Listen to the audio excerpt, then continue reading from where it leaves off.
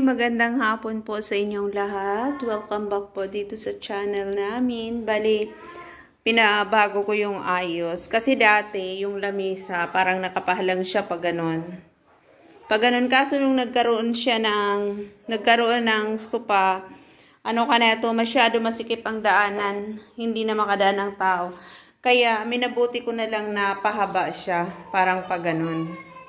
Tapos pinapihit ko rin yung ilaw kasi parang ganun, pahiga siya noon. Tapos ngayon pahaba din siya. Kasi ang bala ko noon dito, lalagyan namin ng cabinet. Dito sa ilalim ba? Lalagyan namin ng cabinet. Ang kaso, hindi na namin malalagyan ng cabinet kasi nga nakahiga na yung aming aming lamesa. Parang nakapahaba na, hindi na. Tapos yung sopa din kasi namin, ayan, medyo medyo mahaba siya. Dapat yung medyo maliit lang ang binili ko. Ito yung nagustuhan ni Rhea na kulay sa ayan, kung nakikita nyo, di pa nagkagamit marami ng alikabok. Ayan, di pa namin tinanggal sa sa plastic. Di pa namin tinanggalan ng plastic. Kasi ito na rep, iuurong yan dito dahil dito namin ilalagay yung gas range. Ayan, dito, idudugtong namin yung gas range. Tapos, dito sa CR, ayan, ayan kasi inayos nila, may pinaayos ako. Di naayos. Ito, hindi naayos. Ipaayos ko na lang yan.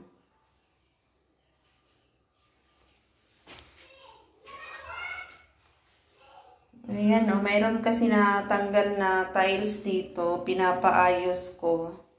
Hindi siya naayos.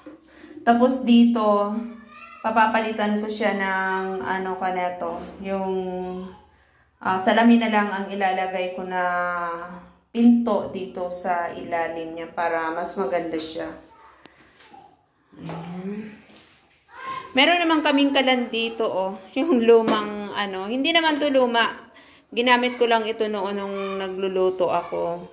Nung yung nagbuhos sila, ginamit ko yan nga, may mga plastic pa siya. Ginagamit ko siya noon. Ayan. Maliwanag dito. Akyat tayo. Dito naman tayo sa kwarto. Nabilhan ko na siya ng mattress. Ayan. Ito yung mattress. Nabilhan ko na siya. Tapos, meron na rin TV. Ayan. Andito yung TV. Parang ang taas naman.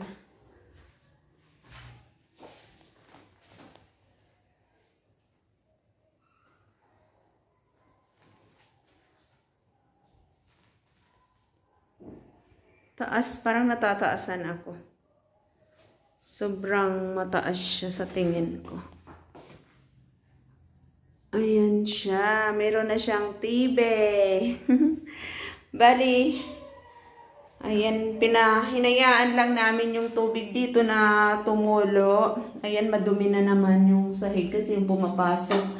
Hinayaan namin yung tubig na tumulo kasi tiningnan namin kung meron leak ang yung baba ba, yung sahig, kung may leak siya, tiningnan namin.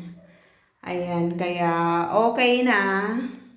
Ang kulang na lang dito yung salamin dito sa lavatory. Ayan po.